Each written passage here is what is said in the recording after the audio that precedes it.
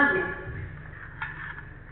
Okay, automatic-an nga may pilit ang cross sa magnet. Okay, pareho mag-joy pag-test ng official ball number 1. Wala. Wala. Ball number 2. Wala. Ball number 3. Wala. Okay, kini nagpamatoy yung plastic ng paggamitan ng bula. Mag-joy, pareho pag-load sa atong official ball number 1 sa chamber number 1. Ball number 2 sa chamber number 2. Ball number 3 sa chamber number 3. Palihog pag-press ng start button. O, i-release si palihog ang ating mga bula. Okay, let's play. Periyaan na si-press. 4 p.m. row, October 9, 2015. In 2 seconds, ito na masayon ang ating mga swedting na mga numero.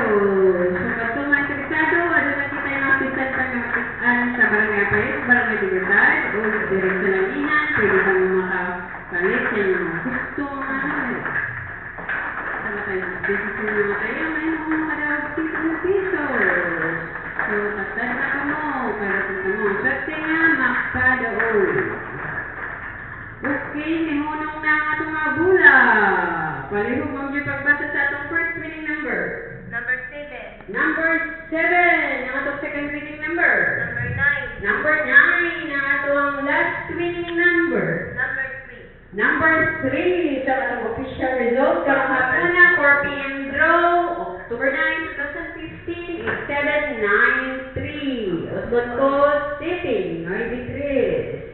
Magkita-kita daw yung gabi sa itong last draw, may hapon, ganun lang.